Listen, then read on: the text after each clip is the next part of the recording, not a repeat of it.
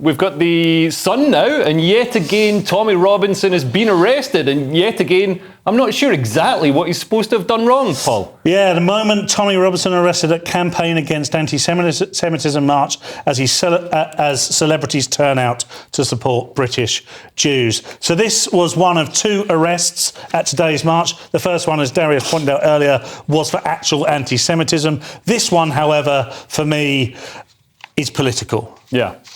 He's persona non grata, Tommy Robinson. He is on their side of the argument, but the people that are involved don't want him to be championing their side of the argument. Yeah.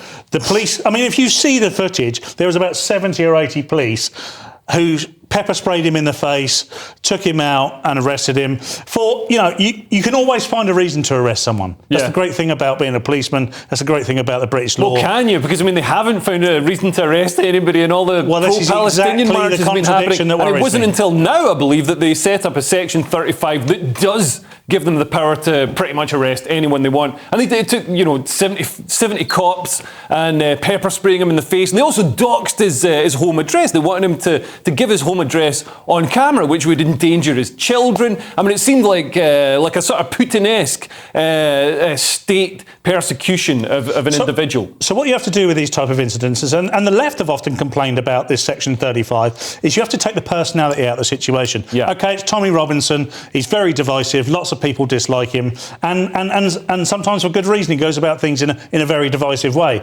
However, he's still a human with human rights. He is protesting, and he was doing it in a very nice way by comparison of what we've seen recently from both sides.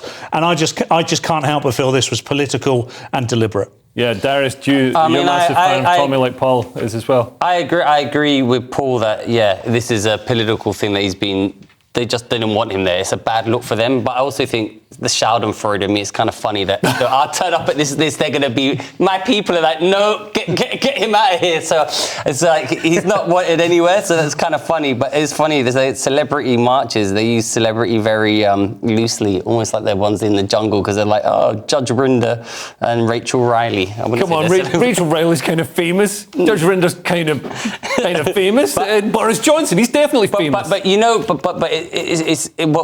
it is a actual, like you say, take Tommy Robinson out of it. It's actually a serious thing that they can just say, oh no, this is a Section 35, we're going to arrest you because we don't want you there. We don't want to hear your voice. And that's actually the bigger, it is a free speech issue for me on that, which is more important. And also state oppression. I don't know much about Tommy Robinson. Maybe he's done or said terrible things, but I'd like to, him to be punished for those things rather than turning up to protest at a march, which seemed, he did none of those terrible things today. Yeah, absolutely.